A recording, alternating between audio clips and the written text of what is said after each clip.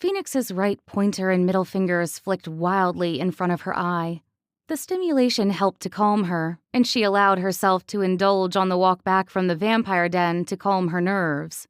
As she approached her house, she forced her hand down to her side, but she was still restless. She allowed the fingers to tap against her thigh. As the heir to the pack, it would not be acceptable to have people see her act any weirder than she already did. It didn't matter that there was nothing wrong with providing herself with extra stimulation, or stimming.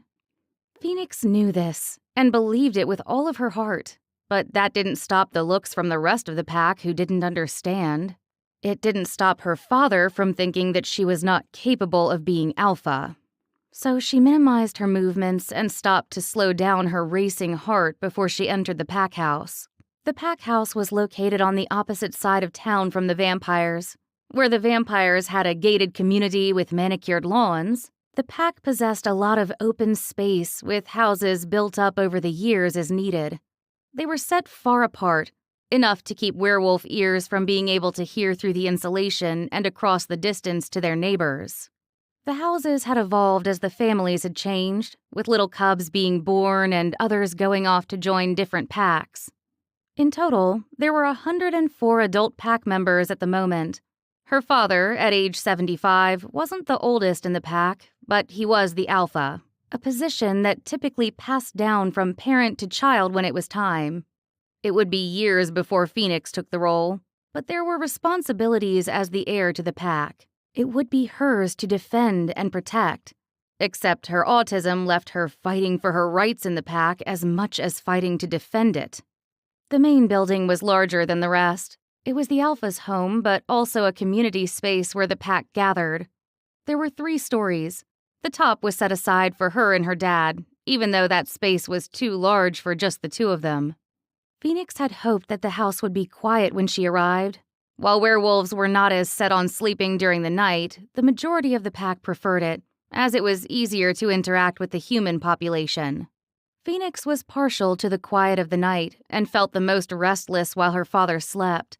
Others in the pack felt the same way, and when Phoenix walked into the main floor of the house, she found a small gathering. "Where have you been, fire girl?"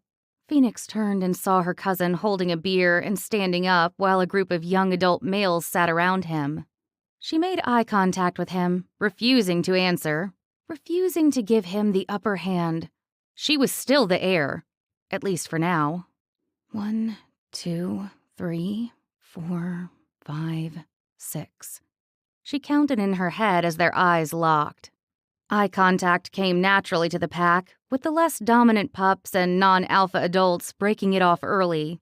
When Phoenix hadn't instinctively made eye contact as a child, she was seen as weak, lesser, and she'd had to learn to maintain her gaze.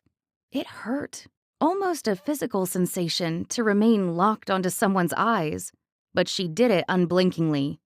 7, 8, 9, 10, 11. Normal eye contact was about 4 seconds. It was less when a wolf looked at a dominant. Even high-ranking as he was in the pack, her cousin should have looked away. 12, 13, 14, 15, 16, 17, 18, 19, 20, 21. The pups were starting to shift as they sat. All were hyper-aware of the dominance game going on right in front of them, and no one was willing to show that they were acknowledging it. They fidgeted with their beer bottles or became very interested in the carpeting. 22, 23, 24.